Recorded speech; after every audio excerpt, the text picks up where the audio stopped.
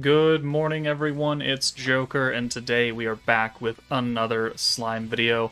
And today, I kind of have already touched on this with the generic rookie support mission video that I put out earlier this month or late last month, but I've realized that it might be a bit difficult for people to find that and get their answer to the question of what should I do with my flashback crystals. So, today, quick video going over who I think new players should use their flashback crystals on. What should be the primary focus after getting all these rookie support missions, getting I think the 1.1 million flashback crystals you get. And there are a number of options. So you take these blue crystals into the shop, you go into Flashback Bazaar, there's all these special items, there's a whole butt ton of units and all of their gear and their enhancements and shit, and blueprints to buildings that you can buy. I generally don't recommend buying the blueprints right off. Units are more important than blueprints, because you only have so many building slots, and if you buy all of these, obviously you can't build them all at once. So, as a rule of thumb, I wouldn't buy these until you have nothing else to do, and you've purchased all the good units and everything out of here.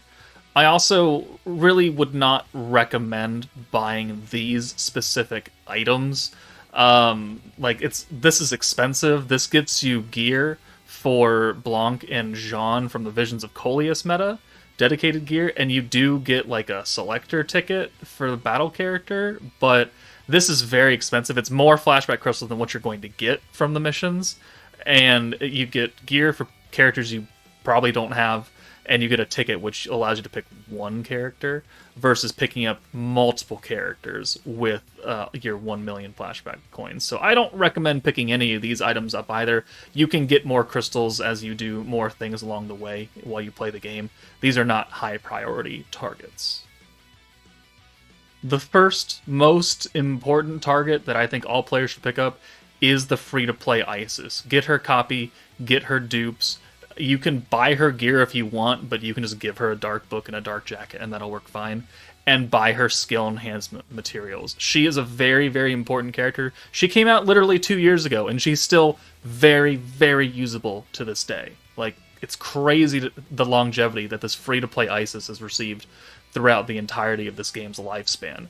She is a very impactful blue orb changer, and she has the green buff that lasts for 3 turns, so any green team, you can bring her, and you would not be at a disadvantage.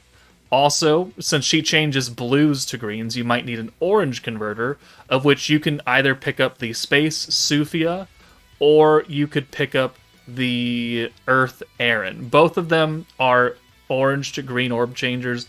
Aaron's second skill is extra HP and crit resistance, more defensively focused, and Sufia's second skill has the Enamour effect, which gets you a little bit extra alt gauge. You can decide which one you decide is more important to you.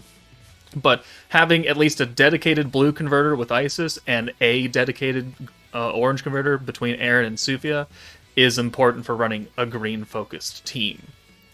Moving on to blue teams, the most important character I think you should pick up is this Water Rimuru. He changes greens to blues, and then his own orbs to blues. So he is just a multi-function orb changer for blue orbs.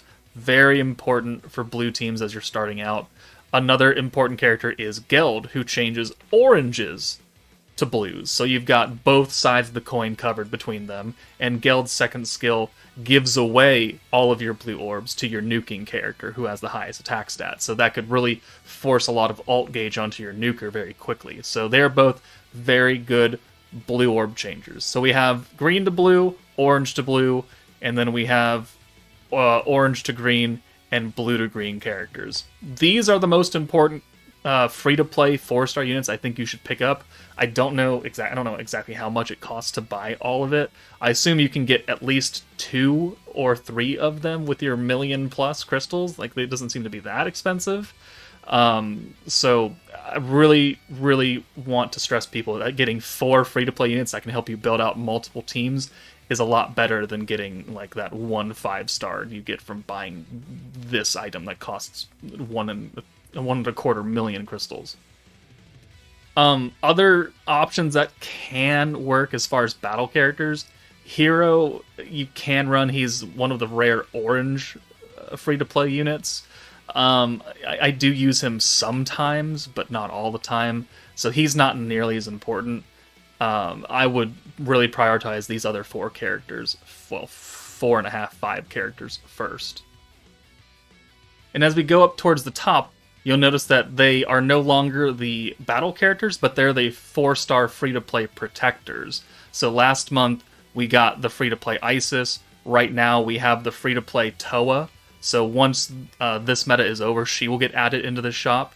Frey, who came out during the Protector of Peace meta, is a heavily budget Elmesia. Because she's stacking your attack, she resets your skill costs down 1 level, and she raises your skill cap. That is what Elmesia does, but many, many times better. So if you don't have Elmesia, you don't have the first anniversary Dark Veldora, and you need a green stacking protector with reset, Frey will work for you. She's not going to be as good, obviously, but she will work for you. Another protector that you could pick up is the Commander Xion, and she's a blue stacking protector. She stacks Weakness Strike, gives you extra points on blues, and raises your skill cap. So both of these characters, I think, are good and fit the dedicated roles of leading certain colored teams. So I think these are also characters you might pick up. If you already have Elmesia or you have Dark Veldora, you don't need to get Frey, though. And if you already have a decent stacking blue protector, you don't need to pick up Xion.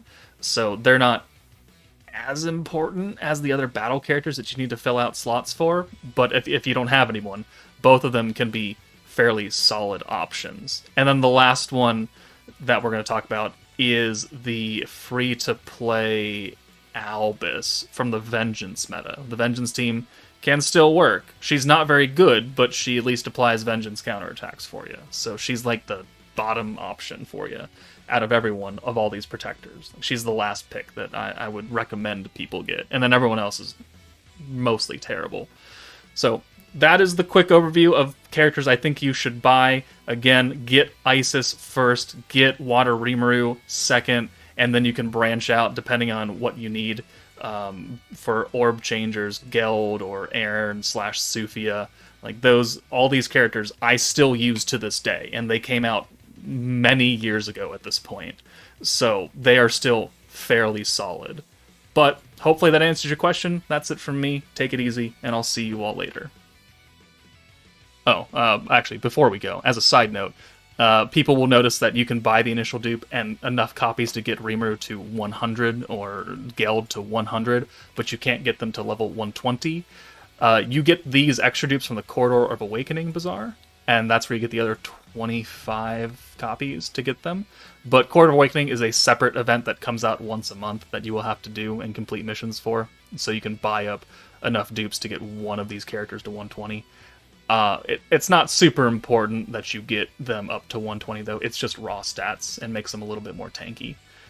So I wouldn't worry too much about that. Get them to level 100 at least, all these free-to-play characters we talked about, and you should be good to go for the early to mid-game. Now, we can end the video.